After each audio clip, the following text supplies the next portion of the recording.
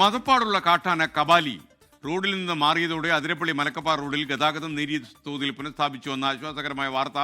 ആന പക്ഷേ ഇതുവരെ ഉൾക്കാട്ടിലേക്ക് കയറി പോയിട്ടില്ല. കബാലി ഇപ്പോൾ ഈ റോഡിന് നടുവിൽ നിന്ന് മാറി അല്പം റോഡിനരികിലേക്ക് മാറി നിൽക്കുന്നുണ്ട്. അതോടുകൂടിയാണ് ഈ വനംവകുപ്പ് ഉദ്യോഗസ്ഥർ ഒരു നിരയായി വാഹനങ്ങൾ കടത്തിവിടുന്നത്. ആന എപ്പോൾ വേണമെങ്കിലും ഈ റോഡിലേക്ക് ഇറങ്ങാവുന്ന സാഹചര്യത്തിൽ തന്നെയാണ് നിലനിൽക്കുന്നത്. ആന ഉൾക്കാട്ടിലേക്ക് വലിയാത്തതാണ് വലിയ ആശങ്കക്കിടയാക്കുന്നത്. എന്നാൽ പോലും ഈ കുടുങ്ങിക്കിടക്കുന്ന വാഹനങ്ങൾ ഇപ്പോൾ അവിടെ നിന്ന് കടത്തിവിട്ട് തുടങ്ങിയിട്ടുണ്ട്. ഈ മലക്കപ്പാറയിൽ നിന്ന് പുറപ്പെട്ട വാഹനങ്ങൾ ഇപ്പോൾ ഈ ആനക്കയം പിന്നിട്ട് പുളിയിലപ്പാറ വരെ എത്തിയിട്ടുണ്ട് എന്നുള്ളതാണ് വനംവകുപ്പ് ഔദ്യോഗികമായി തന്നെ നമുക്ക് നൽകുന്ന വിവരം. അവിടെ നിന്ന് ഇനി ചെക്ക് പോസ്റ്റിലേക്ക് അധിക ദൂരമില്ല.